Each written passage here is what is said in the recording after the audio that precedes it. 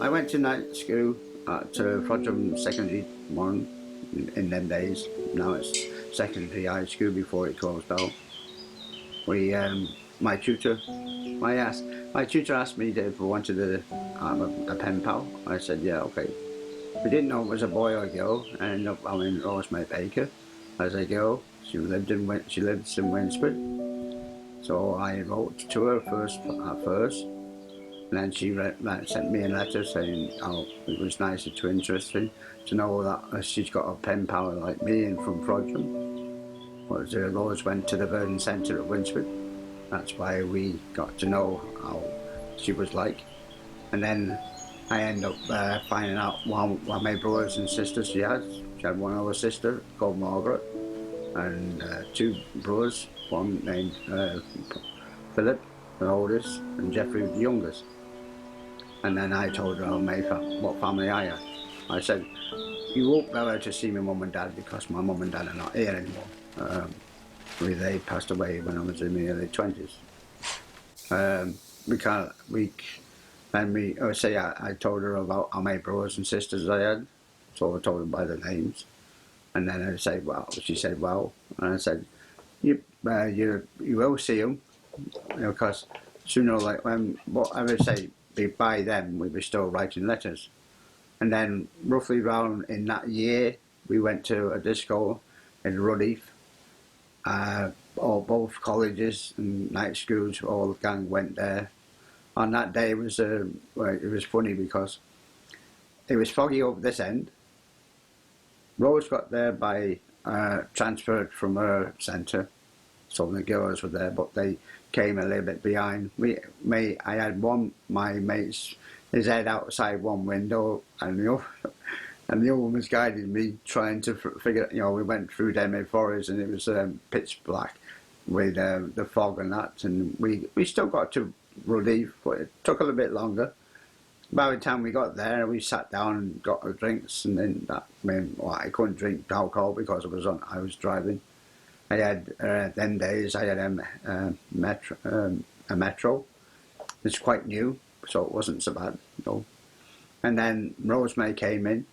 She had her friends. So I put my hand up to her because she sent me a picture in that photo, so I did as well.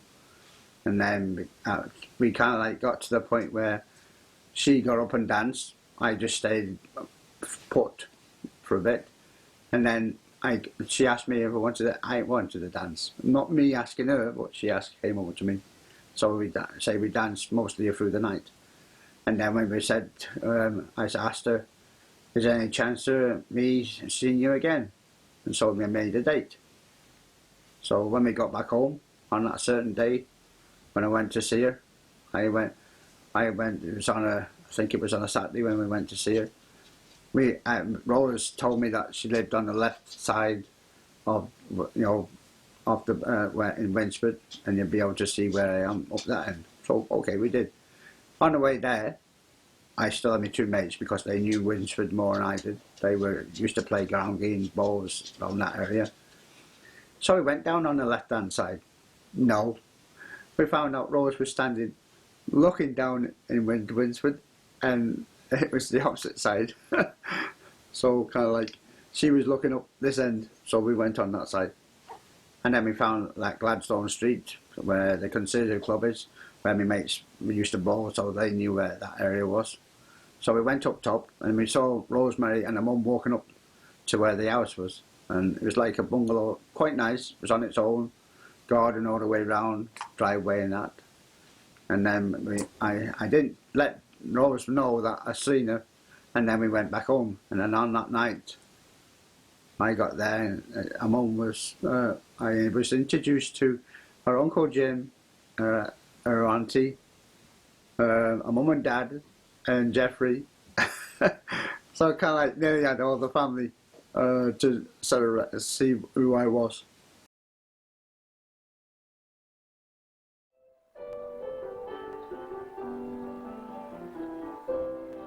I say we got we started courting. We were courting for about 8 years, and then that's before we made before the 8 years. I said, "Can we get married?" We got engaged. I must have got engaged like the second year, getting to know Rose. We got married at St. Chad's. We didn't have to pay for the choir because the choir, our uncle and our auntie were in the choir, mostly her uncle anyway. And then we got to know the bell ringers anyway as well, because Rosemary's brother used to be a bell ringer, he still is. I also did it in St. Lawrence in church in Frodsham. And so you say we are all right, it's okay. So all the congregation, there was quite a few members there. And she looked so magic, she did. She looked like a princess coming out of that. We had royal voices. I think we had 2 of them that day. Ours was a little bit more special because it was 2-tone coloured. And I say we were having she didn't look at me once in the church until it was time to say the vows. That was crazy part. I could have been standing there naked, or I could have stand there wearing an H outfit, but that was the way she was. When we met each other, that's it. Then we kept smiling, and then when we put the rings on each fingers and then said all the vows and that, it was great. I had one best man who was he was named Tim Thomason. He was married to my younger sister at the time. I'd say that only lasted roughly 10 years, and they got divorced. But I say with the way I got there, went in this Land Rover, and you had Bigfoot splattered against the blinking back window and the balloons on it. So we got there, and I almost just got to the church just on time, because Rose was just coming down the hill. And I went through the back door. I went through the side door, not the front door.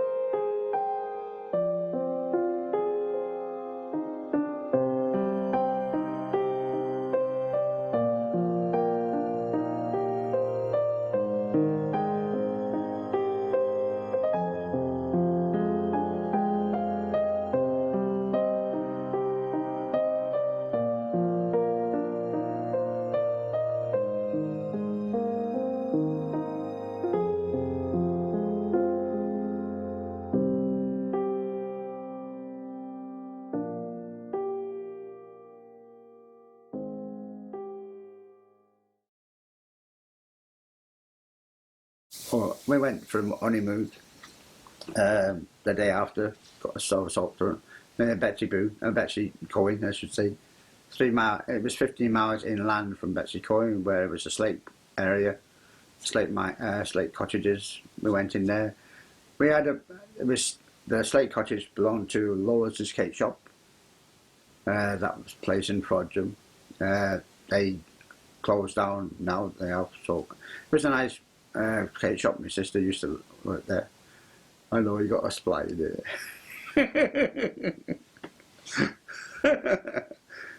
You got it.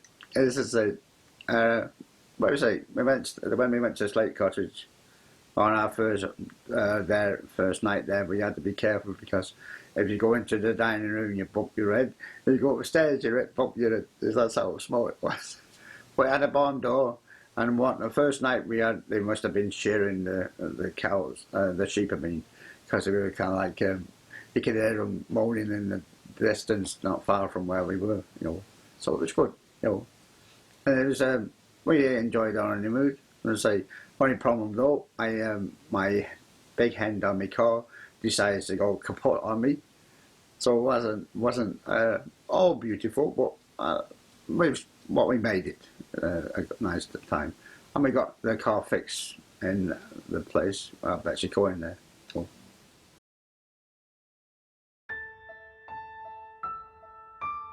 Rose got a diagnosis of cancer in the large bowel in 2000, well, like 2000 in February it was. She we went to doctors before that. Went to the doctors. She couldn't go toilet. She was out coughing up just food and that, or being sick and that. But again, her doctor told her that she give her some tablets or some stuff to help her bowel movements to go the way it was. But like I say, after 6 weeks of that, I took her to my doctor, and I said, "This is not right." Maybe less than 6 weeks. I told her about it. She got rolls on the table, patted up here. Everything was full. Down there, and her stomach was empty. So she made an appointment to get Rose appointment at the Chester Hospital. She went into there. They told about it. She had to lie down again.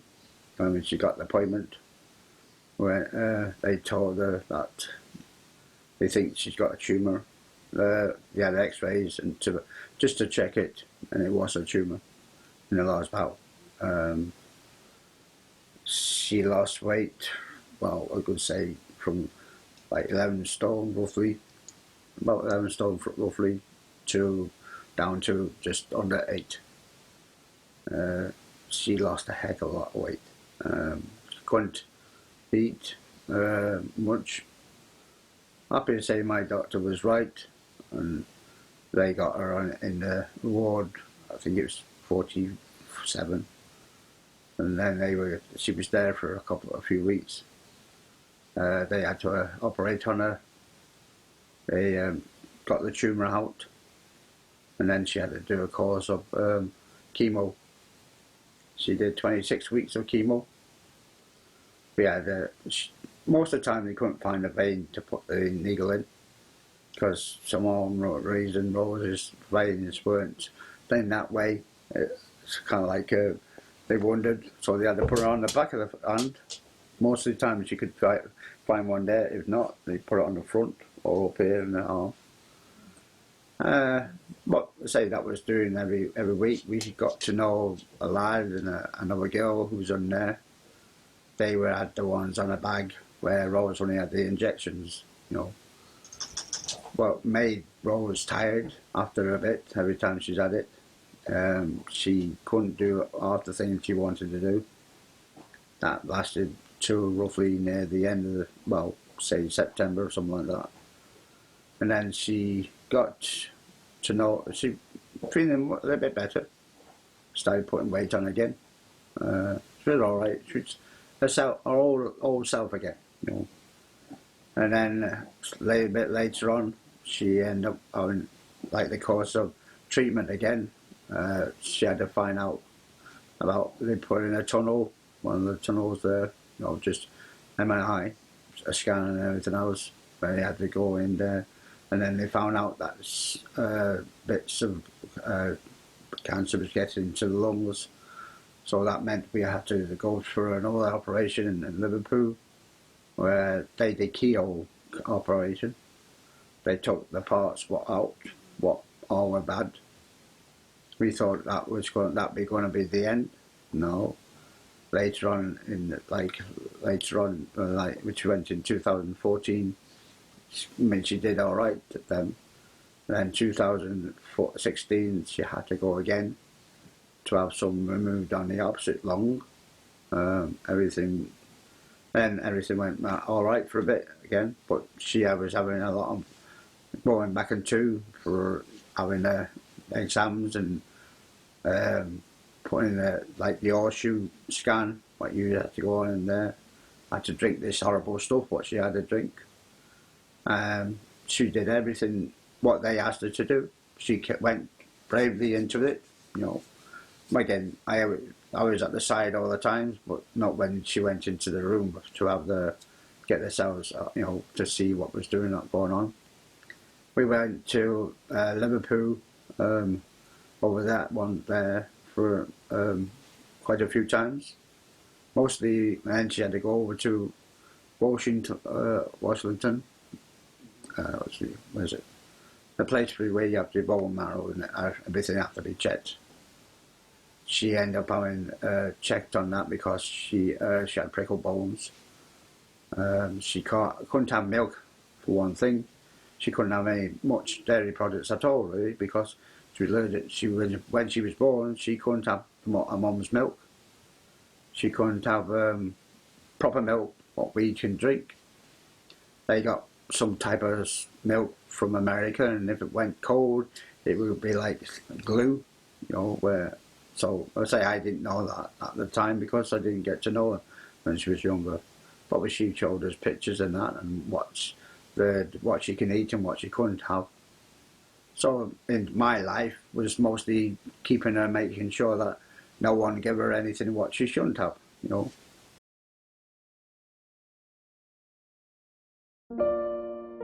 We used to walk around here, me and Rose, take Doug for a walk, play ball. As I said, it was quite nice, really. Even at night time, when no one was there and no other dogs. But Rose used to got to know this lady who had sheepdogs, and they used to come on the field quite often. Sometimes I used to go on with her. And then, I'd say Betty Boo would play with the other dogs, play ball with the dogs. And the sheepdogs would run off the ball. Well, that's what we always carry more than 2 balls with us, just in case one goes missing, or 2 go missing. But most of the time, she used to find balls on here. And then over there, where the edges are, trees and that, we always found a guinea pig. We had it for 2 years. Quite nice. It had a lot of nits in it and fleas and stuff. But we got it all sorted, and then it was quite good. Really. She used to know what was going on because it used to squeak at her. But she didn't harm the guinea pig, and then Rose asked me to bring over a box, and then we picked up the guinea pig and we took it back home. Dusty Bay is buried in the back garden. I think little peas buried in. I'm not gone, I think, but she could be back home as well. I know some of the rabbits are in the front garden. When you have 22 rabbits, the 17 had to be put down because a wild rabbit got into me. A rabbit, 3 minor rabbits. That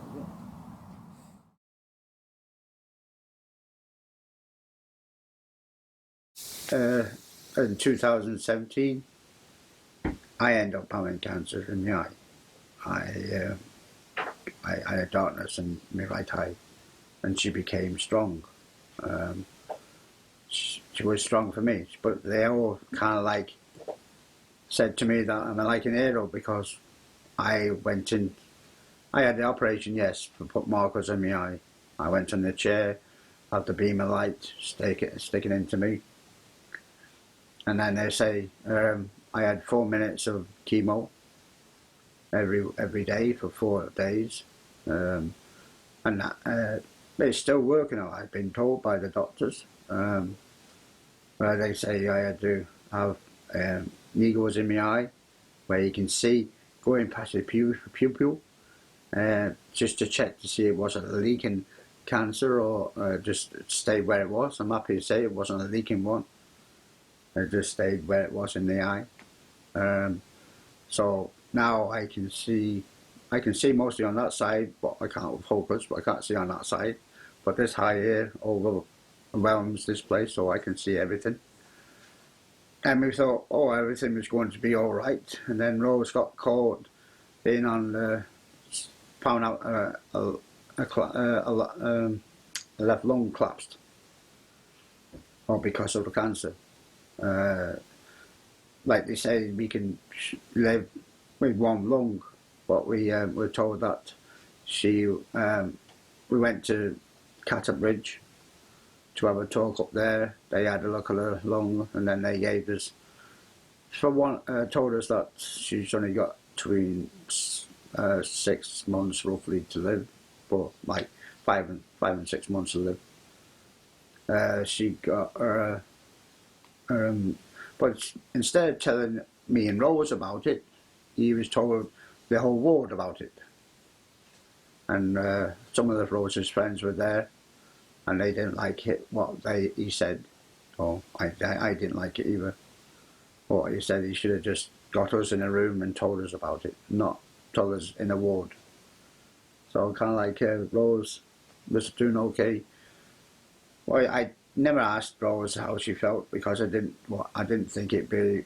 She couldn't really put that into her. I mean, she's been through cancer and all that lot from the last 6 years, and it's not done her so good. Some days, yes, she was still a wonderful wife the way she was, and a soulmate as well. But okay, and then when getting told that's how long she's going to live, I mean that Christmas, of that 2017, she had the best Christmas going. We were told to go to my brothers. My sisters and brothers brought them gifts of all sorts. She liked them, I did as well. I bought her nice things, and what she wanted, I got. And then we went to a Christmas party at my brother's house. Everything was all right. Later on, she was going to the Good Shepherd she'd been going for that Good Shepherd for a bit. She stayed there for 2 weeks before when she came out of the hospital. The second time now, I should say. And then she went back into because we found when she came out one day, having a games with it. She won these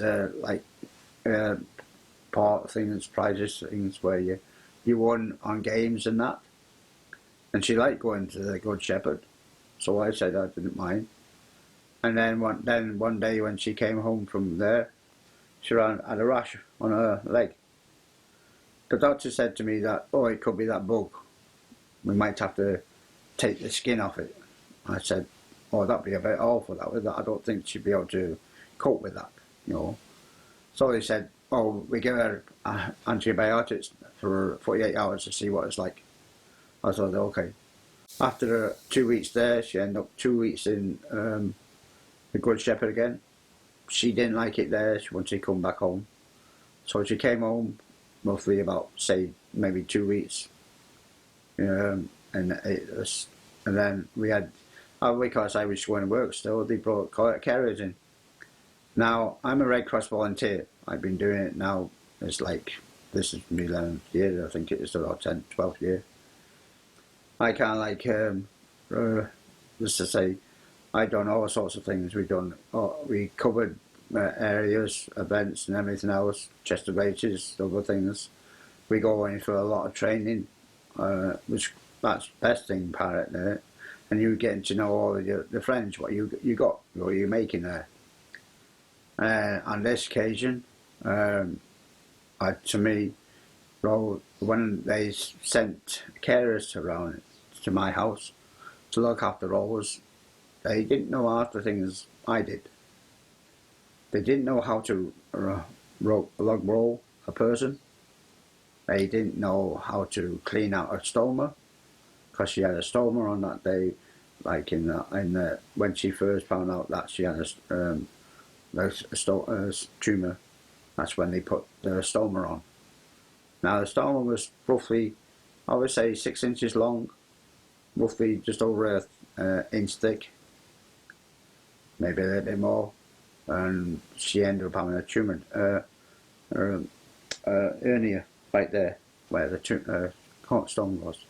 I helped her when she first had it, cleaned it out. She got used to cleaning it herself out in time. We had to go back into to the stoma nurses in Chester, because once it had her skin gone green, we thought, oh, it might be bad news. But I'm happy to say it was just a cover to go over the thing.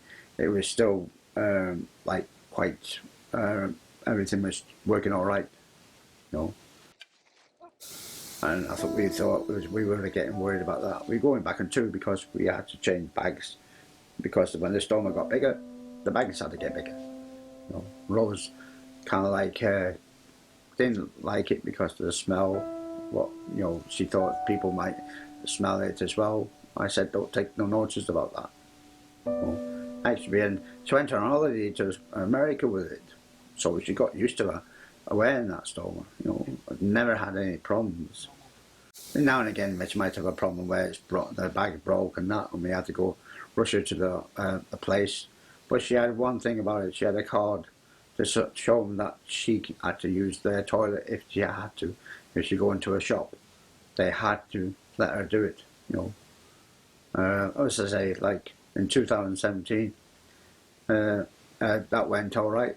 Partly when she was when she came home with the carers on 2018, they kind of like I had to show them.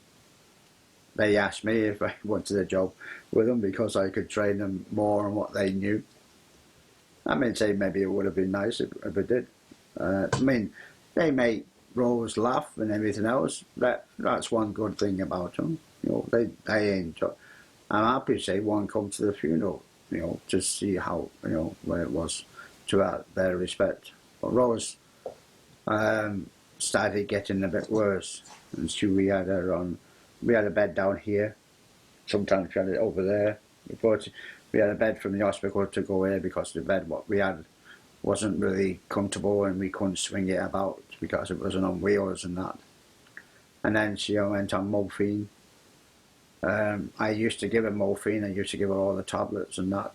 That's before we had the carers. I used to wash her.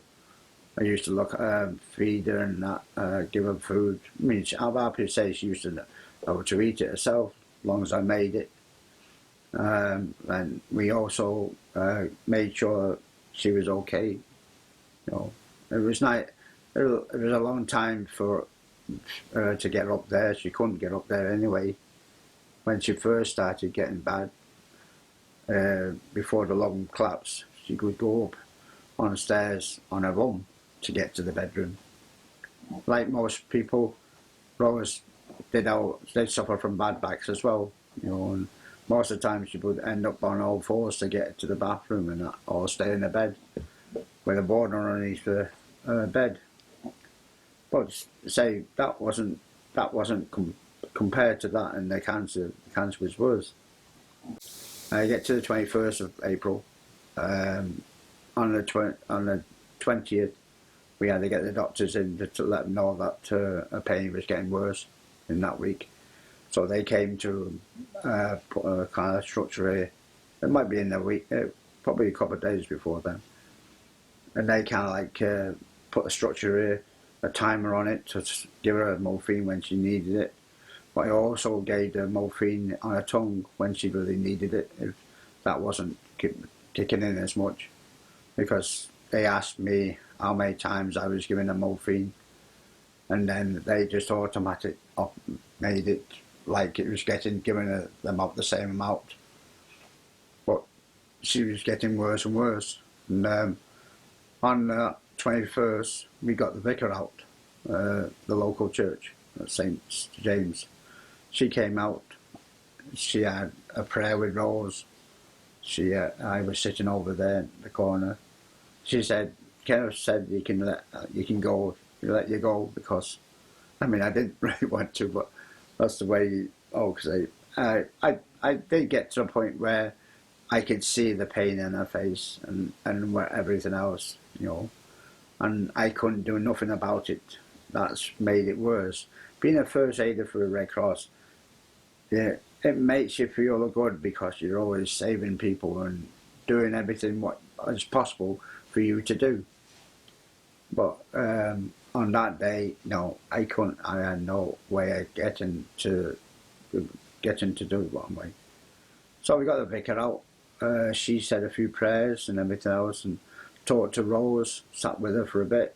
She must have been with us for about an hour or so, you know. And then she went, and everything was well, we thought everything was okay, but obviously I knew Rose wasn't going to be there for long because I could hear the breathing then, and it was like the horse breathing, you know. So I knew she was getting it in that way. And then on the day, we say later on, we had the TV on for her to listen to. I was talking to her and that. And then before 11 o'clock, she started making this rackle, you know, and the rackle in the throat and that. I kind of like rang my sister to let her know that I think Rose was on her last lap, you know. But when I picked up my mobile phone, it was crackling about because they always say the electrical in the body seems to affect all the surrounding area in your house. I went in there and then come back in again. I checked Rose's, put a finger to see how much oxygen was going and what her blood, the heartbeat was going. I'm happy to say Rose was sleeping then. I started talking to her and that. As I say, I did say goodbyes to her because the heartbeat was going, showing you on me thing, but it's going down, going flat, then they go, you know. And then, say, just around about 11 o'clock, she passed away, you know. I was in a bad way. I thought, I just felt more alone, you know, because I know she was in bad pain, and in one way I was happy because, because she died, because she hasn't no more pain. It's just come to the point where it got to the point where, you know, you didn't know what to do. Sorry to say, I was scared a little bit because first time I've been with someone who's in my family really for a very long time, for someone to pass away in front of my eyes. We saw him when my dad passed away, but that was in 2019. No, not 2019. 1979, I should say, when he died. It's a long time since that. But again, I had a family around us. Here, I was on my own. It's a strange feeling when your loved one is there lying on the bed. I had my cat and dog standing there, but unknown reason to me, they were looking upstairs. I don't know if it's true where people say they can see the body, the spirit of the body when it rises. They have the dog and the cat watching, looking upstairs. I also looked upstairs, but to me I couldn't see anything. But to them, they could, you know. And then after that, we had to ring up the people to remove the body to take it to the crematorium. And they told me to stand in there. My sister came over, so we both went in the kitchen because they said, we won't want you to see what we do, and they put her in a black bag and took her away. So.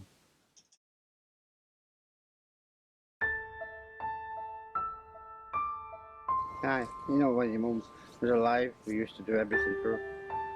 We used to go shopping and all that, and washing up, and making the gravy, like your dad used to make it lumpy. Aye. You had some very good times. I miss you a heck of a lot. So.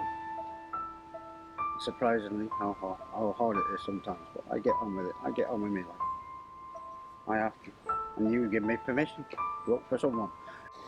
Well, you're in the Heavenly Garden, so I hope you're enjoying yourself up there. However, I'll be seeing you next Wednesday. See you again, okay? So I know you might be sitting on the wall. I know. See you next Wednesday, okay?